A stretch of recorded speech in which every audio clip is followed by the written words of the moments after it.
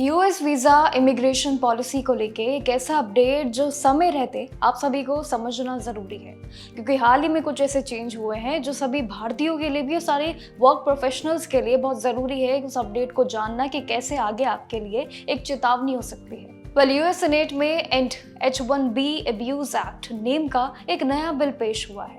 ये proposed bill local American workers और साथ ही प्रायोरिटी देने वाले जितने भी फॉरेन प्रोफेशनल्स हैं उनकी हायरिंग पे एक स्ट्रिक्ट रिएक्शंस अगर देखें और साथ ही रिस्ट्रिक्शंस दोनों के लिए मकसद का सबसे बड़ा एक पूरा प्रूफ प्लान है।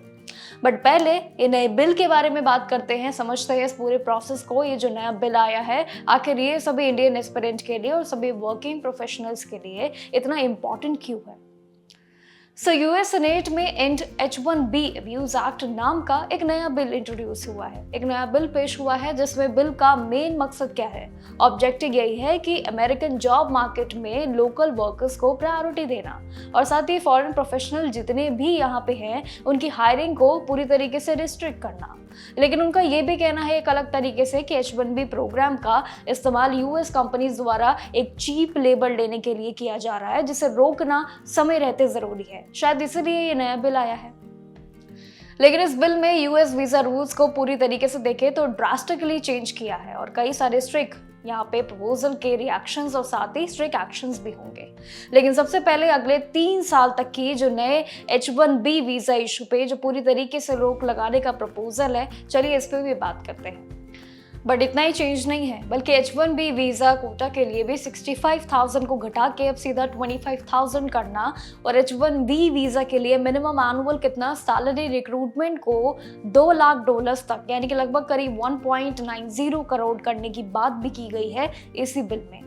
इसमें पूरी तरीके से देखें तो रैंडम लॉटरी सिस्टम को हटा के अब नया बदलाव है, यानी कि सैलरी बेस्ड सिलेक्शन लाने का सबसे बड़ा प्लान है और थर्ड पार्टी स्टाफिंग एजेंसी की हायरिंग भी स्ट्रिक्ट बैन लगाने पे सबसे बड़ा प्लान। इस बिल में ये 3 शर्तें शामिल हैं।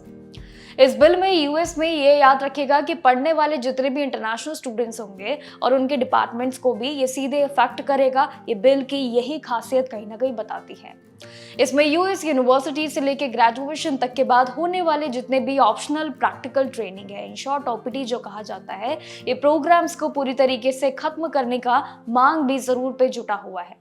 लेकिन इसी के साथ ही फॉरेन वर्कर्स के लिए ग्रीन कार्ड फैसिलिटी को रोकने और H वीजा होल्डर को, जैसे मान लीजिए अपने हस्बैंड वाइफ या फिर बच्चों के लिए, उसे यूएस साथ ले जाने पे भी सबसे बड़ी मांग रहेगी रोकने का जो प्रपोजल अब सेट किया है इस नए बिल में। कहीं ना कहीं बहुत सारे चैलेंज हैं। ये तो थे काफ़ी सारे चैलेंजेस, लेकिन अगर ये बिल फ्यूचर में अगर मान लीजिए कानून के रूप में अगर पेश होता है तो इसका सबसे बड़ा इम्पैक्ट इंडियन स्टूडेंट्स पे पड़ेगा। IT, health care, finance professional पे ये ज़रूर पड़ेगा। कहीं ना कहीं इंडियंस के लिए बहुत मुसीबत आएगी। इंडियन स्टूडेंट्स यूएस में पढ़ाई के बाद भी OPT पीरियड के जरिए भी वर्क एक्सपीरियंस लेते हैं, लेकिन अब इनके लिए चेंज काफ़ी अलग है। बाद में H-1B ट्रांजिशन भी ज़रूर करते हैं, अब उसमें भी कहीं ना कहीं चैलेंज होंगे।